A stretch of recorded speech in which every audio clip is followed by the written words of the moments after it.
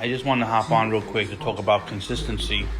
Why do people stop working on themselves quickly and give up on themselves so fast?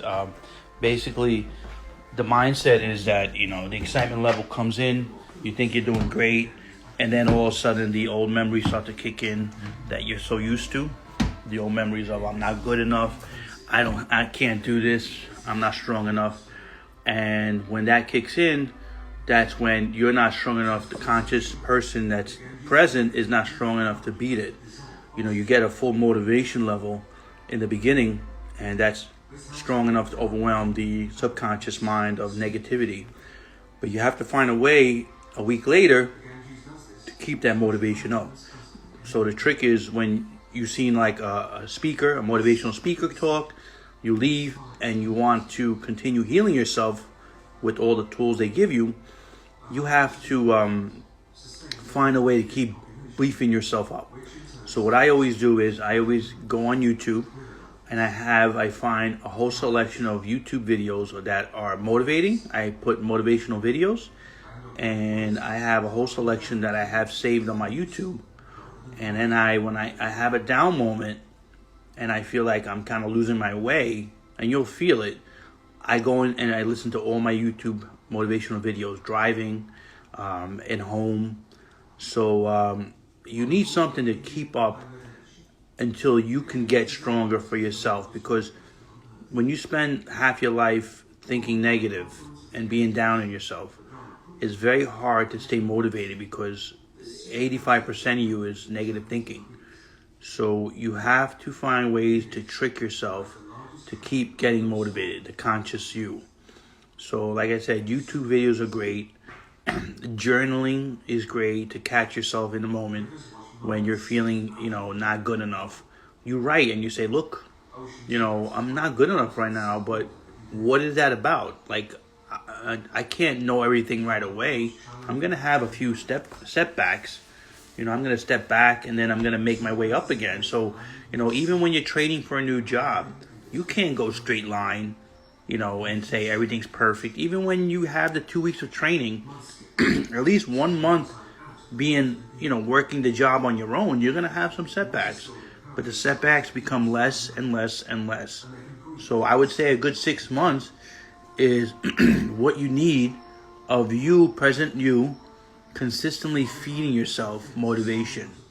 You leave your motivational speaker, you get home and your adrenaline's rushing from the motivational speaker. Now, a week later, that's not going to be the case. So you really have to set a plan, write up a plan of how, as soon as you get out of that motivational speaker, you have to get home and write a plan of how you're going to keep this up in a week from now, in 2 weeks from now. Because it's going to fizzle. If you're overwhelmed by negative, it's going to fizzle. I have people I talk to and I coach one-on-one. They're motivated, they want to get it done. We're supposed to meet a week later, and they kind of just fizzle away. They lose their motivation. I can only do so much. If they don't know how to keep up their motivation, and the session was great. They want to book me.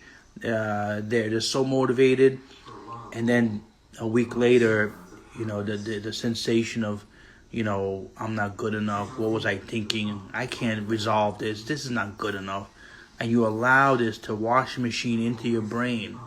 I'm not strong enough. What was I thinking with this? And then eventually it just like a tidal wave. It just takes you over. And there you are again, back to your old ways. So you could also go on vacation. You could start doing stuff when you go away. Even a little road trip. Go for 2 days somewhere. So change the pattern, because the habit is also another thing that can suck you back in. The habit, the routine of the everyday life in what your brain is familiar with and what your brain knows when it was in negative form. If you spend 5 years in the same house, the same job, with the same heavy negative, and now all of a sudden somebody comes and motivates you and says, you could do this.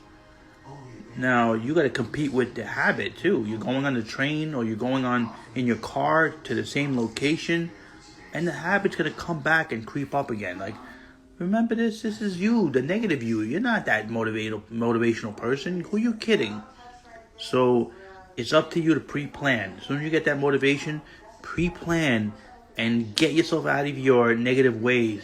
You have to pre-plan ahead of time. As soon as you get out of that motivational speakers event, pre-plan, write everything down. How can I get motivated next week? What can I do to fight this negativity that's going to come back creeping up on me? Journaling, YouTube motivational videos, going away for 2 days when I see I'm down and out. Like I said, for me, it was about the journaling, and it was about, listening to YouTube videos, going into an area like by the water and having moments just by myself.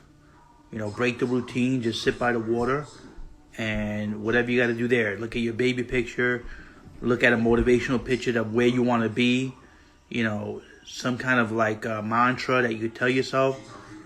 All right, guys? So don't forget, you can get motivated at the moment, but you have to remember that the motivation will fade if you have too much negative memories, negative habits. So the trick is, as soon as somebody motivates you, whether it be me or somebody else, you have to pre-plan yourself. Okay, what do I do to get myself out of this when the stuff hits really hard, like in a week from now, 2 weeks from now? What can present conscious Joey do to get myself out of this when the old memories creep back in? All right, guys?